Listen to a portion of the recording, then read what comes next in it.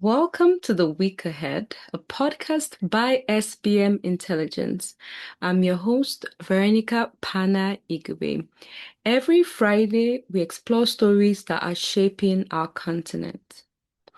Nigeria's presidency and Catholic bishops in the country have exchanged heated public statements over the state of the country.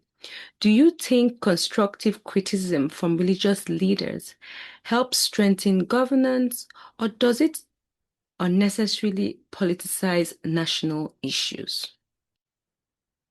President Bola Tinubu has approved a salary increase of between 30% and 80% for members of the Nigerian Armed Forces. Will a salary increase alone significantly improve the effectiveness of Nigeria's military, or are broader reforms also needed? Mali's former prime minister has been released after a year in detention. Could this release of Mali's former prime minister help ease tension, or is more needed to restore stability? Joining us for further insights today is David Olujimini. Welcome, David, to the podcast. Hi, thank you so much for having me. It's always a pleasure to have you as well on the podcast. Let's Yeah, let's start with our first story. So we saw the Catholic bishops visit the president, right? And I mean, it's no news that a lot of, clerics or a lot of groups pay a visit to our president. And this visit was key because they wanted to inform the president about the state of the nation. But after this, we saw kind of a clapback from the Nigerian presidency, kind of rejecting the conclusions of the Catholic bishops on the state of the economy. Um, for a long time, we've seen citizens, call out to say religious leaders need to also add their voice to the struggles of the country, to what is happening, to speak up as well. So it was interesting to see the Catholic bishops do this. But what are your thoughts on this? Do you think that it was constructive criticism? Do you think this was needed at the time, um, especially for religious leaders to help strengthen governance? And do you think it was unnecessary to prioritize national issues? Or just give us what are your thoughts on it? If you would like to give our audience a background to the issues as well, it would also be great. so it was quite. So what I could perceive from the whole conversation and how everything has gone is the fact that the presidency was not expecting that kind of they were not expecting that kind of visit in the sense.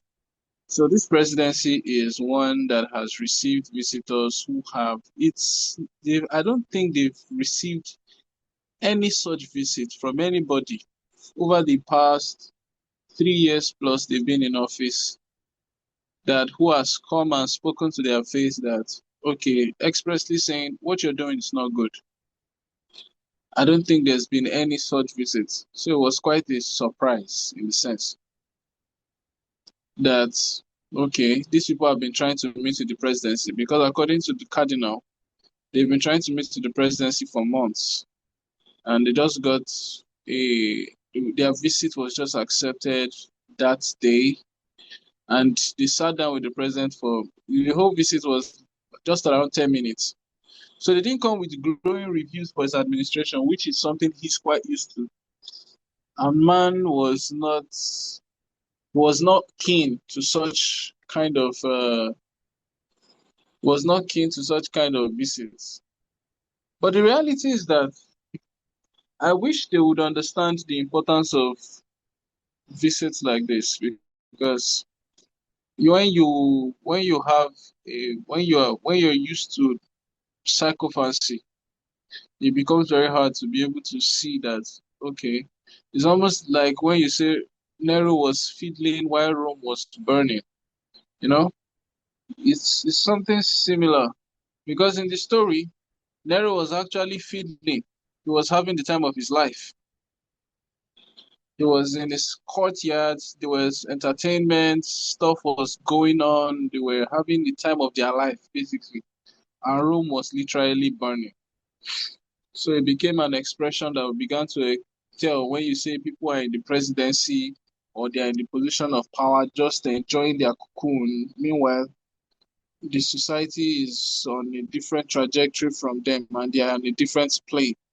So um, this is not the first time. Inyabueji probably has apologized over the statement, but he made a statement too on a podcast where he said after visiting the president and interacting with him for a short while, he understood that the president is limited to what he hears in his presidential seat. So for someone who has not really received anybody who has come to tell him that, okay, there's stuff is happening, you need to pay attention to this, like the country is not on a good path, like, okay, the economy, people are going through all of this and that. That would have been quite a surprise. Come on, you mean, what do you mean? These people believe. So one thing that most people probably will not understand, I genuinely believe that the presidency believes that they are doing excellently well with the economy. They genuinely believe that they have they have overperformed. Yeah, because when you bring all the data, GDP growth rate is doing all right, the external reserves is doing all right. The naira has not really tethered so much since they came into power. Then there are no fuel queues anymore. I mean, when the president was talking, because the presidency were the first people to release the excerpts of the meeting. They went to release the part where the president said, okay, there's been no ASU strike since he got into power, that these are the things they prayed for. So you need to have constructive criticism and there needs to be room and space for such kind of criticisms. The moment you begin to stifle those kind of voices, uh, we don't know. You'll just be feeding and Rome will be burning in that sense. There needs to be space for constructive dialogue and conversations. It's just too important for the country itself. Because some of the statements that will be made, like all is fair in politics, when you make statements as dangerous as all is fair in politics, it's equating politics to war. Because they say all is fair in love and war. So when you say all is fair in politics, it means you're putting politics on the same pedestal as war. We're not fighting a war. But when you as a president thinks that okay, we're fighting a war, it's a it's a it's a kind of mentality or it's a thought pattern that needs to be spoken to, and you need someone to tell you that you shouldn't be thinking this way. Or if you think it's right to think this way, we think it is wrong for you to think this way, you know? But it was very important, and it is good to see that at least some of the people that will consider the voice of the conscience of the society, because religious leaders have always held that role in society as the conscience of the society, right from when the church has held a prominent role in society as talking of the old Byzantine Empire now, I'm going as far back as the Byzantine Empire. Church has always held that role as conscience of society. And sometimes it's good, it would be nice for the president to hear sometimes that all is not well. Because if he genuinely believes that all is well, it takes, he's in, to be very sincere. People think his aide, I saw a statement released by his aide, Sunday Diary, who made a statement around the fact that all the intricacies and complexities that the president reads 10 newspapers a day and all like that. When he has a set of people who constantly try to convince him that okay, all of those things are just from your position, these people are just your ops, and they're just trying to get under your skin, and they don't really like you whether you do anything or not. When you have voices like that that keep surrounding him, then he would consistently believe that he's in the right and every other person is in the wrong. Yeah, that's what I can say.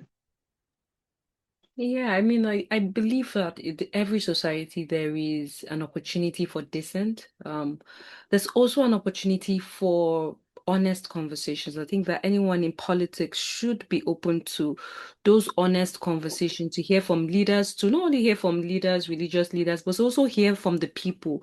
Because, like you said, hearing the pulse of the people, how they feel, is really, really critical to how your government is being perceived, how it's working and functioning. Um, and hopefully, the government will be able to listen to the valid points that were raised by the bishops. Let's move on to our second story where we're seeing an improvement, an increase in the salary of military personnel. So President Bola Tinubu has approved the increase of salaries of between 30% and 80% for members of the Nigerian Armed Forces. And the presidency stated that this review was intended to improve troops' welfare and morale, enhance the military's operational effectiveness, support ongoing efforts to combating terrorism, banditry, kidnapping, and other security threats. I mean, it's really, really interesting to see the government react because a lot of people have been calling for a reform, a salary structure for the armed forces and also for the police as well. I mean, when we had the NSAS movement, and since then there has been this call for an increase in salaries. Now, what are your thoughts on this salary increase? Is this coming at a good time? Is this going to really help the government? Is this increase alone a significant improvement? Will it add to the improvement of the efficiency of the Nigerian military? Or do you think that there are broader, reforms that also need to follow through in order to address the security challenges that Nigeria is facing? So first things first, I must commend the president and the administration for making that step to review the salary of soldiers twice in 4 years. I would also have to commend and mention the Minister for Defense, General Chris Musa, whose efforts has been very instrumental to improving the welfare of soldiers who are under his watch, both as the Chief of Defense Staff and as the Minister for Defense. When he was the Chief of Defense Staff, he pushed for a salary increase. I mean, these soldiers are people who were earning 49,000 naira in 2022, 2023 rather, and now at least their salary is going to go up to as high as 180k. Um, when you look at it, it's a significant booster. It's a significant booster. But one thing I would like to point out is the fact that it's quite surprising how all of the salary increase is just going to add 300, just around 300 billion naira to the personnel cost of the Nigerian army, the Nigerian defense, the Nigerian defense, and basically the armed forces. And it keeps me wondering why certain things that would cost us very little take back seats till it's very critical. Then the unimportant things take the front seat. We have a culture of majoring on the minors and minoring on the majors. It's always been a concern where I always try to point it out. There's a problem with priorities. There's a problem with priorities. So, one, it's important for the welfare of the soldiers. I mean, a lot of things are going on with Nigerian soldiers, especially the non-commissioned officers, and it's become quite appalling. Nigerian non-commissioned officers are the type of people, they become the kind of people that people are carrying about for as a show of status. They become a status symbol. Some people saw the there was a social media wedding, sort of that happened over the weekend, and there were some soldiers who were seen at the gathering. A lot of them seen carrying handbags of children. That's the word. They were carrying handbags of basically teenagers because these teenagers could pay them. And when you ask them, why are you doing this to yourself? Why are you degrading the uniform? when you ask why are you degrading the income, they always mention the fact that salary is small, there's no, and I can see reasons with that. I mean, some of these gigs, now use the word gigs, we pay them maybe 20, 30, 40K, which is almost like a fraction, a sizable fraction of their salary or what they will earn from their work. Imagine a soldier earning 100,000 and he's fighting Boko Haram. You can imagine he's actively holding a rifle, having to combat ISWAP or Boko Haram. And you're combating terrorists that are making billions of naira in ransom money. You can easily sway the soldiers. I've maintained that that was a risk factor. That Nigerian soldiers are the risk of turning the if they are at the risk of turning sides. We saw it happen in Congo. A lot of Congolese armed forces soldiers, a lot of members of the Congolese defense forces, they switched to M23 because M23 started to pay their soldiers in dollars. They were earning more than the regular Congolese soldiers. So when the Congolese guy goes to fight M23 and he sees the kind of life his counterpart who is supposed to be a terrorist group, when he sees the life they are living, switches. I said that kind of thing was going to be very possible with the Nigerian soldiers because I mean they probably the they just need to get some operational the Boko Haram guys will just need to get some operational details from them and that'll be all. So it's nice that it's coming at this time, but it's a lot still needs to happen. Essentially, like our Minister for Defense has consistently said, the war is when you're fighting asymmetric warfare, what you're doing on the war front is just is a small portion of everything that needs to happen. All of the guns, the fightings, the all of the everything that is happening is just a portion. It's just a slight percentage of what actually needs to happen. So it's also the presidency also needs to come into play. I must commend them for the efforts to try to expand the Nigerian army, even though there are still a lot of concerns about how that is possible. Because right now, even the eight divisions that we have, the word is that the number of soldiers in those eight divisions are not enough to fill up what makes up a division of the army. So questions are asked around how do they want to now that these 28,000 new recruitees, how are they going to fill up a division that is supposed to consist of 15 to 20,000 soldiers? So there's still a lot of questions to be asked, but they said journey of 1,000 miles begins with a step. So it's a good step in the right direction. At least let the soldiers even eat. Let them start to eat well. It's good that they start to eat well and look well and are not cannot be easily swayed by all of the small change that boys on the street are giving to them. I mean, a lot of things are happening because the soldiers don't have the ability to live well. But thank God we are seeing some changes. Hopefully, the salary review thing will be more periodical and it's not be like until next time people start to clamor again. Let there be like a salary review mechanism that maybe reviews the salary structure at least once a year or once in 2 years or once in 3 years, depending on what the cost of living is at the time. Yeah,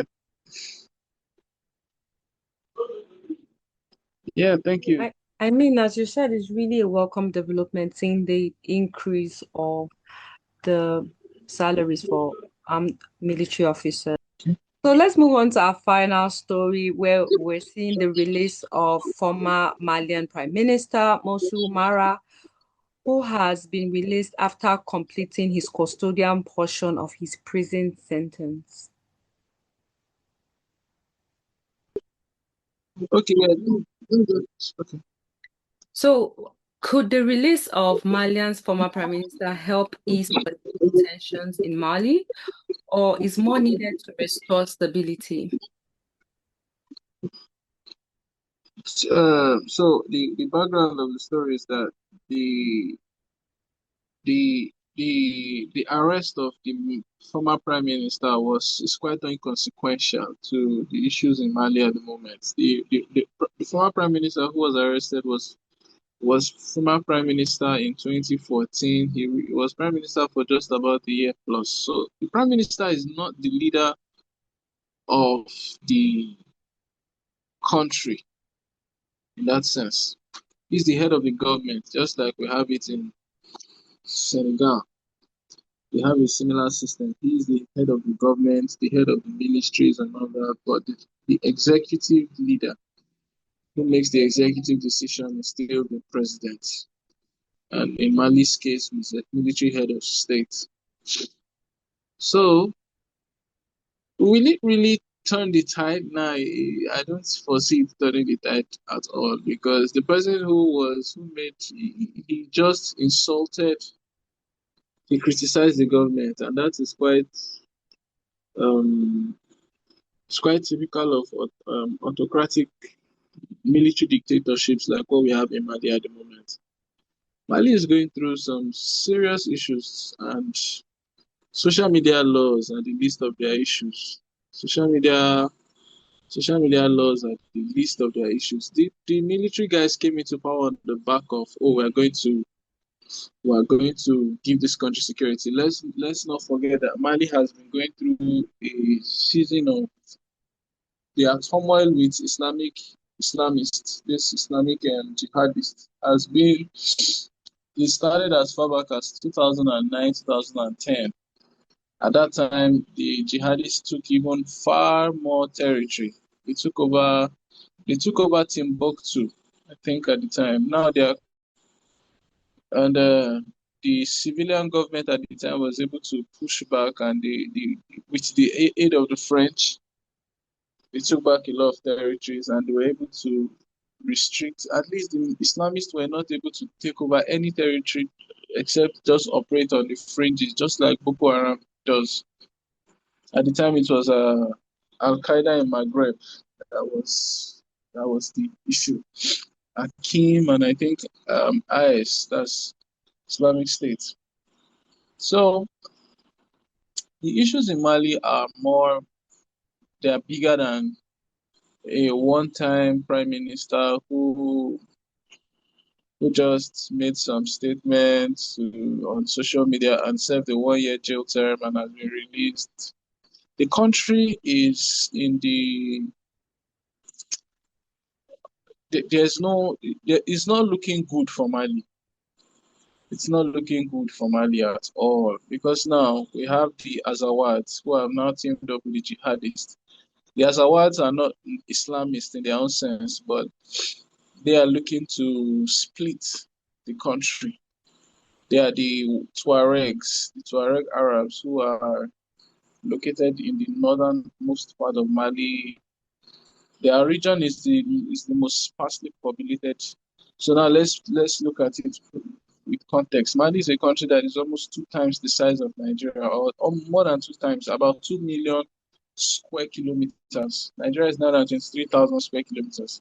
However, they have a population that is around, I think, a fifth. Is it a fifth now, a tenth of our population? So you can imagine the vast amount of land that is unoccupied in that country. They have vast wastelands. The Tuaregs occupy all of these vast wastelands in small villages and towns. And the Malians were able to fight with I think the Malians fought with Mauritania at some point, and I think Algeria to claim those lands, right? And now these guys are saying we want to be our own country because just like the regular African country, there's also the tribal sentiment that comes into play. The Tuaregs and the regular Malians are different tribes, and the Tuaregs don't have the chance or have never had the chance to rule the country. They are on the fringes of the country. They are similar to our Shua Arabs in Nigeria here. So just imagine a case where you have like Shua Arabs, which is a very minority tribe in Nigeria, laying claim to political power. They really don't have a pathway to political power when you look at it in that sense. So now they've teamed up with the jihadists, that's Jinim now, and it's a war for war. The Malian government has teamed up with the Russians who are facing their own challenges in Russia, in Ukraine. Meanwhile, if you would even say, okay, let them go back to the French really don't have so much to give right now because uh, most of the armed forces in Europe, uh, I don't want to, I don't, let's say they are depleted now in the sense. So it's not looking very good for Mali. It's looking like it's going to be a continuous battlefield for the unforeseeable future. There is really no pathway to which that country will not be fighting a war in the next 15, 20 years. There is no pathway because they don't have the money to prosecute it. Now they are ostracized from the West. They've cut off France and all their allies, all their Western allies. The one foreign country they really turned to, which is Russia, is not looking good for Russia itself. So Mali is not in good shape, and it's more than just social media laws and whether the military government likes it or not. The problem now is that if the people come out on the street to protest, the people are not the friends of the Islamists. So there's a whole lot of, it's a funny power play and dynamic in Mali. Tribes are aligning with the jihadis, certain tribes are aligning with the government. It's going to be a war of tribes, and the question is for what? To what end? It's not like it's not like there's an infinite source of money that is flowing out of and is flowing into the government in Mali. They don't have that they don't have that wealth, vast amount of wealth. So, it's no Mali's case is it's quite a sorry case in West Africa. Yeah, Me and I do agree with you that a lot of work needs to be done to be able to, address the issues that Mali is facing. Thank you very much, David, for joining us on today's episode. It's really been enlightening listening to your views and thoughts on the critical issues of our conversation. It's always a pleasure having you. thank you, thank you. So, to All all our right, listeners, this podcast is by SBM Intelligence. You can access our podcast by searching for SBM Intelligence anywhere you find your podcast. If you haven't already, be sure to subscribe, like, share, and let us know your thoughts in the comment sections about the three critical stories that we discussed about today. To learn more about our work at SBM Intelligence, you can visit our website as sbmintel.com. Remember that you can connect with us on all our social media platforms, Facebook, LinkedIn, Blue Sky, X at SBM Intelligence. Thank you for tuning in to the week ahead. And join us next Friday for more updates that are shaping the African continent.